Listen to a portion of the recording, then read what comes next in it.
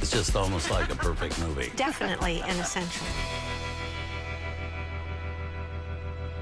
Actually, this movie did a great disservice to Marlene Dietrich because she's so good in this film, but they couldn't really promote it because they didn't want to give in the, and tip off the big surprise that she played that other character. Didn't you have to make a promise or a vow that you wouldn't reveal the ending? But what are you going to do if someone tips off their neighbor? I know.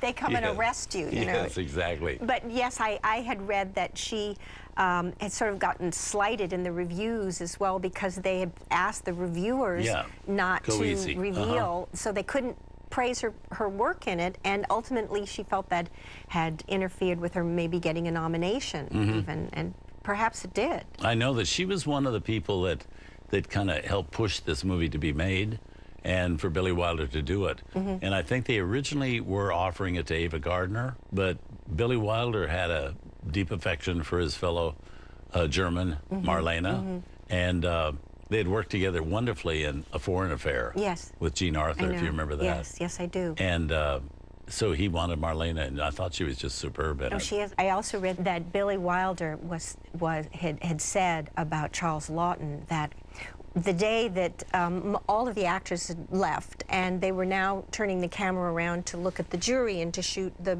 reactions of the whole trial from beginning to end on the jury that's sitting there. And so there would usually be a script person reading all the dialogue that's gone on basically for the whole film while, those 20 people or whatever it is react in one way or another. But Charles Laughton came in that day because he didn't like the idea that there would be the script supervisor reading the dialogue. He felt that that wouldn't give them anything to really react to, and when you cut to them, it would be just sort of dead space.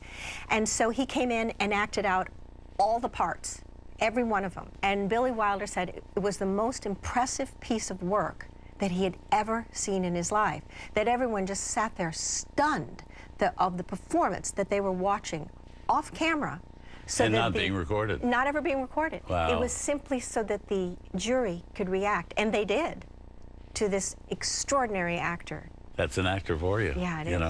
A great actor. Why he was so good. But all those things that he did, Captain Bligh and Les Miserables and Hunchback, Barrett's of Wimpole Street, Hunchback of Notre Dame. Well, the one that I watched because, Turner Classic Movies put it on is called Hobson's Choice. Oh, yeah. Great movie. And he's simply wonderful in it.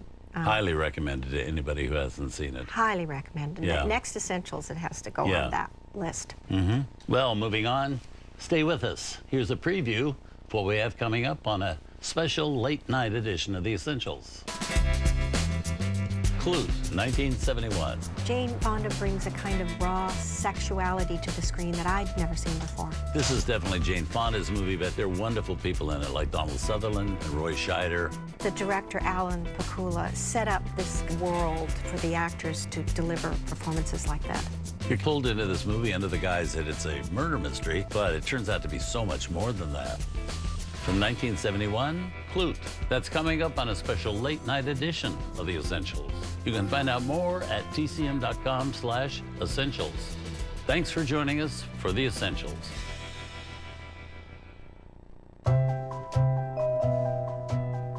Tonight on Turner Classic Movies, Dana Andrews investigates the mystery surrounding Gene Tierney and Laura. Then Donald Sutherland is on a manhunt in Clute. And Catherine Deneuve keeps David Bowie around for fun in The Hunger. This month, save